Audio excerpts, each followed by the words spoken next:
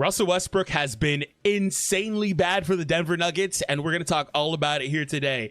Oh boy, are Lakers and Clippers fans happy. Oh my goodness. So quick disclaimer. I don't expect this to be the season that Russ will have. I don't expect him to. He's getting like 4 points per game right now.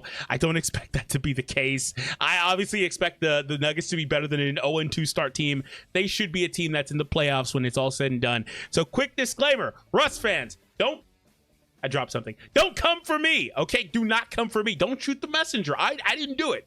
Okay, I didn't do it. So let's get that out of the way. Here's how Russ is looking. But before we do, I got to say, make sure you subscribe. Hit that thumbs up on this video. We're trying to make sure that we keep the channel growing. So I'm going to throw out a like goal. Let's get a like spike. Get this up to 200 likes. Share the video in the channel with your friends. This is a channel where Trevor and I cover all of the teams in the NBA, all the news and all that. So make sure you subscribe going forward. All right. So for Russ and Denver, another disclaimer. It's only been 2 games. 2 games. 2 out of 82 games. 2 games. Okay. 2 games. All right. Russ is taking 9 shots per game. He's hit 11% of them. 11%. 2 games. He's taking 4.5 threes so far. 11% of those. Oh my God. The 2-point percentage is 11% as well. This guy loves 11 right now. My goodness. He's shooting 50% from the free throw line, getting 3 rebounds total per game, 3.5 assists per game, 4 points per game. And the entire best thing in his box score is 2 things. The stocks, the steals and blocks, he's got 1.5 of each so far. So Russ is at least in the box score competing on the defensive side. And his turnovers are not bad. Only 1. If that stays, that'll be the best by far of his career. So anyway, 1 turnover per game so far in this current junction. And Russ has not been good at all. And as a whole, the Nuggets have not been good. I want to kind of just say that too. It's not just a Russ thing. The Nuggets altogether have not been a great team so far. And again, 2 games. It's easy to rebound after 2 games. I want to make that extremely clear because it's not all doom and gloom, right? But anyway.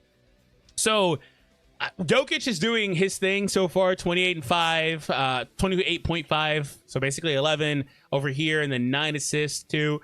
So I will say just on the surface, these look amazing. Jokic, his second game was what, a 40-point nearly triple double. So it's kind of doing a little bit of carrying there because the first game was kind of whelming, just whelming, right? But regardless, I expect Jokic to be one of the best players in the league again. I don't expect any drop off from him, or if not the best player. Murray has been, I'd say, underwhelming. I really think that with losing KCP, the Nuggets need Murray to be playoff Murray during the season. They need this guy to be putting up 22, 25 points, whatever it is. He can't keep the thing going where he puts up 16, 18, 20 points. I think they need more production from him during the regular season, and they need him to be healthy. So hopefully he can remain healthy. But he's not been good quietly for the last several months, dating back to the end of the season and the playoffs and the Olympics. He's just not been good. So hopefully he's good to go later on throughout the season. Braun has been doing largely what you could ask for from him. He's a bit reluctant to shoot the threes, and I think that matters a ton when you talk about this team, because with losing KCP, and they already were a very low volume shooting three-point shooting team, they just don't have the perimeter firepower. If Murray and Porter Jr. aren't putting up 10 threes a game, they don't have, and obviously making them at a good clip, they don't have the firepower. And Braun is not really going to shoot very many. You'd be lucky if he shoots 3 in a game. I believe last time I looked at him. Gordon, same deal. He's in there. And then the bench has been abysmal. I think they get good energy from some of these guys, but Strother, Watson, Westbrook, Sarge, they've all been abysmal. And so I wanted to kind of make that the baseline for the video, that the Nuggets are 0-2. They've not been good overall. But again, take a drink every time I say this. 2 games. Here's a post from Kevin O'Connor earlier today where he said, when Nikola Jokic is on the floor, the Nuggets have a 110.1 offensive rating. That's very, very good. It's probably about middle of the pack. I think we were looking at some ratings earlier. That's probably about middle of the pack. But the next number is really bad. And a 54.9 offensive rating in the 24 minutes Jokic has been on the bench so far this season.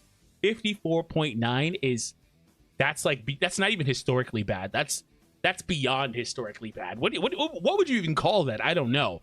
That's really, really bad. And that's in 24 minutes out of 2 games. So it's not a huge sample size, but it's basically when he's been off the floor, they have been crazy bad. So Russell Westbrook on the opposite side of that has been in for 22 of the 24 total minutes. So basically, anytime Jokic is not on the floor and Russ is, they are the worst team in basketball. By far. Like, it's not close. And so when we look at the lineup data for this team, I think, oh my God, their differentials are crazy. I didn't even see there's a negative 100 here. Goodness gracious. Okay, let me zoom this in so you guys can see it better. So their two most used lineups are their no, that's not their starting group. Why is Saric in there instead of, hold on. Well, they've only played 2 games. That's probably what's happening here. Let me refresh this. Maybe it was looking kind of weird because I don't really, Jokic should have, oh, Russ was filtered. Okay, let me redo this. Yeah, that probably should fix this. Yeah, okay. That looks a lot better. I was like, where's Jokic at? Their most used lineup is a plus 15. It's the starting group. So their starters have been phenomenal, right? Their starters have got them into and have kept them into games. But the starting 5 can't play together the entire game. You've got to mix it up a decent bit.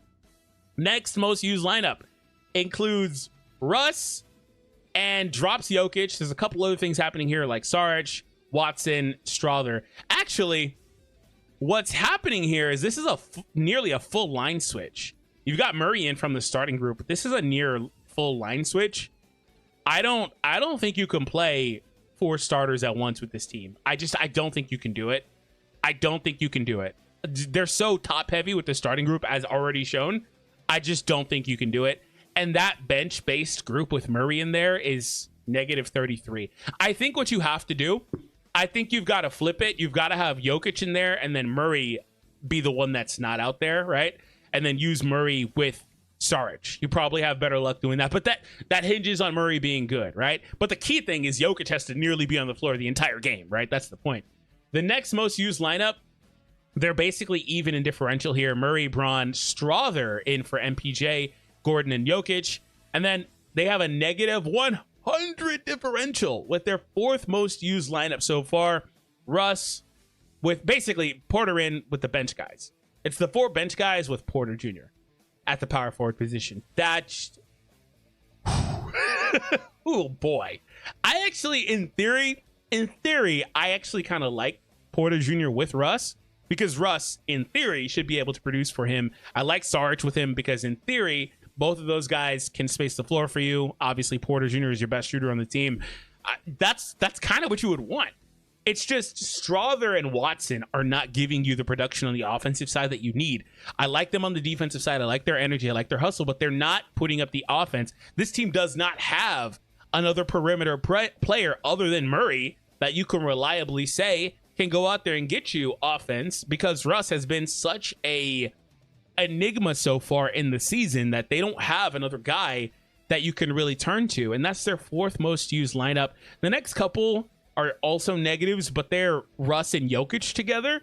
So they got some combinations where it's Russ in with the starters instead of Murray with Braun on, and then it's basically the same data regardless. But they've also got a variant where it's Murray in instead of Braun. Basically, Russ with the starters is not good. The reason I had a filter on was I was looking at this earlier, and basically, this is where things are kind of interesting. Again, 2 games. Anytime you plug Russ in, there's not a meaningful lineup with positives out here. And these, you start getting down to, I mean, all of this is small sample size, right? But you start looking at ones right here, plus 16 for 6 possessions total. Russ, Murray, Watson, MPJ, and Saric. I kind of like that lineup in theory as well. My point earlier was that I don't think you can go to a lineup that doesn't feature at least 2 starters out there. I think you've got to have at least 2 starters at all times with this team because it's just so predicated on their starters. And the unfortunate thing is that they've got one starter in Gordon who is kind of a nothing burger on the offensive side, right? Like he can give you some stuff, but I think Gordon could be a fun one with Russ, but your spacing just gets really, really bad when Russ is on the floor. And that's not only a Russ thing. Jokic, you can kind of play off him a good bit, a little bit sometimes too. Gordon, you don't have to worry about at all. So that means they can load up on MPJ and they can, dare Jokic to shoot or just force him to shoot because they're going to just load off of or get off of Russ. And I think it's creating problems. I think if Russ is going to be on a team in Big 2024, he needs to be on on like the best 3-point shooting team in the league. Seriously, I think that he genuinely needs to be on a team that's got all three. Like, okay, like Boston. It's Boston, right? He needs to be on a team like Boston and expected to have a minimal role, maybe 15, 20, because I think that he's a really hard player to put on any team that's trying to be competitive. And the reason why is because while he has benefits, he has some things he does. I'm not going to be delusional and say he does nothing good at all on the court, period. Like point blank, nothing at all. But he's got mainly negatives, if we're being honest and we're keeping it a buck. He's got mainly negatives. It's like 9 out of 10 negatives, in my opinion. And I think that if you put him on another team where the role is decreased, he could be fine. The problem is the Nuggets need him to have a big role, because the Nuggets were making a bet on Russ this year that with Jackson, who was solid for them last year, but could be pretty volatile up and down. They were making a bet that, hey, at worst, you've got net even, right? Because Russ will be up and down. Russ will be volatile. You know, he'll be unpredictable in terms of production. And that was what you were getting anyway. Your bench was weak last year. So why not take a swing? I don't think that they or fans of the team considered the effect that literally you do not guard Russell Westbrook. Because the problem with Russ is that he can't shoot from anywhere and he struggles to finish. So like if you're gonna lay off him and only guard him 10 feet and in, you put a hand up, he's going to struggle to finish, right? So that's the problem, is that he's not giving you that. And so I think with Russ, he's got to also look to be primarily a facilitator as well. Let's look at their upcoming season or schedule and the immediate for the season. The good news is, if you're a Nuggets fan, everything I said in the video is true. Obviously, the lineup stuff up to now is true. That I think they'll figure out better configurations. Like I said, I just don't think you can go to 4 bench guys and Murray. I don't think you can do that. And the reason they're doing that is because they like to stagger Jokic and Murray throughout the game. And I understand that, but I just don't think, I think you've got to have it differently. It's got to be Murray in with the starters and Jokic in with the bench. And then obviously that means Sarge is in with the starters as well. So let's look at the immediate thing. The good news is that you're going to probably pick up 2 wins if you're a Nuggets fan. So the next couple of games are against Toronto and Brooklyn. Minnesota will be an interesting one. But then look, you've got a very light start to the season. So at worst, you should be 4-3. When we come back and we look at first week of November, you should be 4-3. So at that point, you're probably, I expect them to be a playoff team, but you've probably risen a good bit in the standings from where you are now, obviously. So at worst, you should be 4-3, something like that. And then you look at this and you've got OKC next. You probably lose that game. I think Miami and Dallas, you could realistically win both of those games, or you could also realistically win none, for the record. But the point is that the season from there is kind of up and down in terms of how difficult it is for them. But I think that if Jokic is Jokic and Malone figures out the right configurations, I think that they could walk away and win several of these games. And, I think the Russ problem is still there, but I think that things look much better for them to where it's kind of masked a little bit. But I do expect this team to have to find a way, if they want to remain competitive, to fix this problem, because this cannot happen. This simply can't happen. It's reminiscent of how throughout LeBron's career, when he would sit on the bench, the team would give up runs as soon as he checks out. That simply can't happen on a serious team that has aspirations of winning the title or being a deep playoff contender. This can't happen. So what do you guys think they should be doing? I've seen calls for Russ to be cut and retire, traded off and retire. I've seen a bunch of stuff.